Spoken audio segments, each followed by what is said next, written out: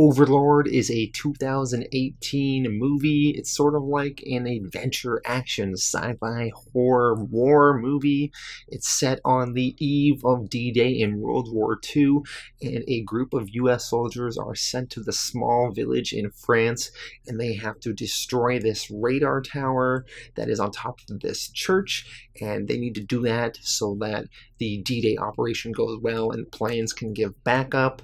But little do these soldiers know that in this small town, the Nazis are conducting horrific experiments and creating these weird zombie monster creatures out of villagers and their own soldiers.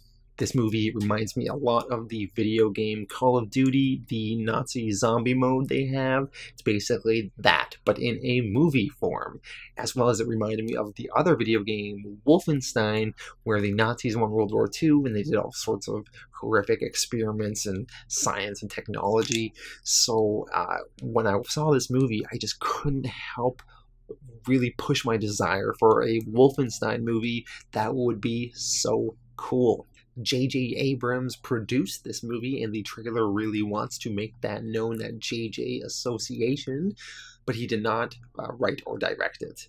The director of this film is a guy named Julius Avery. I have not seen any of his other films. His big one seems to be something called Son of a Gun that came out in 2014, and that one only has a 6.5 on IMDb, which is not that great. The writers of this film, though, they wrote movies such as The Revenant, Hunger Games, and Captain Phillips, so those are some pretty good films. We have a real ensemble cast in this movie. Our lead actor is played by Jovan Adepo. He was in the movie Fences, as well as the TV show Jack Ryan and The Leftovers, and he was pretty good in this as our likable hero, the guy we are all rooting for, and I thought he played it well. Wyatt Muscle is also in this. In real life, he is the son of Kurt Russell and Goldie Hawn, and he was pretty solid in this film as the guy that takes over the platoon and drives everybody forward, and he is a good kind of forceful leader, pushing all of his troops onward on their mission and keeping them focused on that. We also have some pretty cool Nazi battles with him and this other Nazi zombie guy. Speaking of Nazi zombie, our lead villain in this is played by a guy named Pilou Asbæk, and he also plays Euron Greyjoy on Game of Thrones, so that's where we might have seen him before, and he is very good as our lead Nazi, very terrifying, very imposing, very guy you want to hate.